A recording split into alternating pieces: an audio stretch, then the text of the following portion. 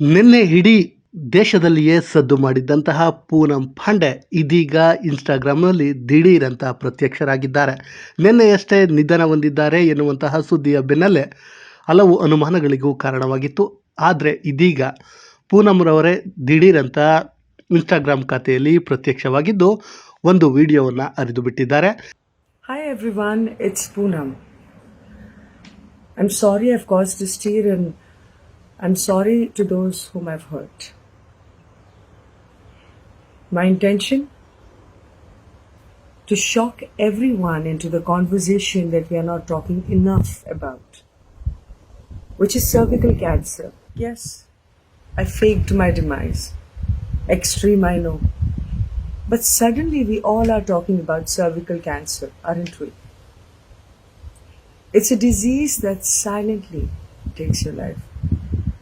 And this disease needed the spotlight urgently. I'm proud of what my death news has been able to achieve. And for those who have questions for me, I will see you live on Hot to Fly. ಎಲ್ಲರಿಗೂ shock ಕೊಡಲು ನಾನು ಇದನ್ನು ಮಾಡಿದೆ.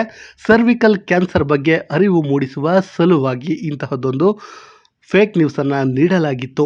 ನನ್ನ ಸಾವಿನ ಸುದ್ದಿಯ ಬಗ್ಗೆ ನನಗೆ ಗೌರವವಿದೆ, ಅದರಿಂದ ಕ್ಯಾನ್ಸರ್ ಬಗ್ಗೆ ಅರಿವು ಮೂಡಿದೆ ಎನ್ನುವಂತಹ ಒಂದು ಪೋಸ್ಟನ್ನು ಮಾಡಿದ್ದಾರೆ. ಆ ಮೂಲಕ ಇನ್ನಿಲ್ಲದ ಅನುಮಾನಗಳಿಗೆ ಇದೀಗ ತೆರೆ ಬಿದ್ದಿದೆ. ಹೌದು ಸ್ನೇಹಿತರೆ, ನಿನ್ನೆಯಷ್ಟೇ ಎಲ್ಲ ಮೀಡಿಯಾಗಳಲ್ಲೂ ಇವಳದ್ದೇ ಸುದ್ದಿಯಾಗಿತ್ತು.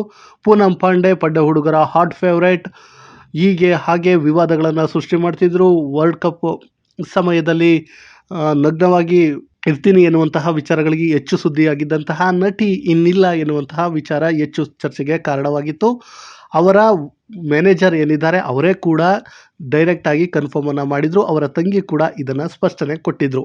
ಆದರೆ ಇದಕ್ಕೆ ಸಾಥ್ ನೀಡಿದ್ದು ಯಾರಪ್ಪ ಅಂದರೆ ಅದು ಪೂನಂ ಪಾಂಡೆ. ಪೂನಂ ಪಾಂಡೆಯವರೇ ಹೇಳಿದ್ದಾರಂತೆ. ಅಂದರೆ ಈ ಸರ್ವಿಕಲ್ ಕ್ಯಾನ್ಸರ್ ಬಗ್ಗೆ ಅರಿವು ಮೂಡಿಸುವ ಸಲುವಾಗಿ ಇಂತಹದ್ದೊಂದು ಫೇಕ್ ನ್ಯೂಸನ್ನು ನೀಡಲಾಗಿತ್ತು. ಆದರೂ ಕೂಡ ಒಂದು ಕ್ಯಾನ್ಸರ್ ಬಗ್ಗೆ ಅರಿವು ಮೂಡಿಸೋದಕ್ಕೂ ಜೀವದ ಬಗ್ಗೆ ಕೇರ್ ಮಾಡೋದಕ್ಕೂ ತುಂಬ ಬಿಟ್ಟೋಗುತ್ತೆ. ಜೀವನದ ವಿಚಾರದಲ್ಲಿಯೂ ಇಂತಹ ಒಂದು ಫೇಕ್ ಮಾಡೋದು ಅಥವಾ ಫ್ರಾಂಕ್ ಮಾಡೋದು ಎಷ್ಟು ಸರಿ ಎನ್ನುವ ಮೂಲಕ ಮತ್ತೆ ಇದೀಗ ಕಾಂಟ್ರವರ್ಸಿ ಕ್ವೀನ್ ಮತ್ತೆ ಕಾಂಟ್ರವರ್ಸಿ ಆಗಿದ್ದಾರೆ. ಒಟ್ಟಿನಲ್ಲಿ ಪೂನಂ ಪಾಂಡೆ ಏನಿದ್ದಾರೆ ಅವರು ನಿಧನರಾಗಿಲ್ಲ, ಆದರೆ ಇಡೀ ದೇಶವನ್ನು ಯಾಮಾರಿಸಿದ್ದಾರೆ ಅನ್ನೋದಂತೂ ಸತ್ಯ.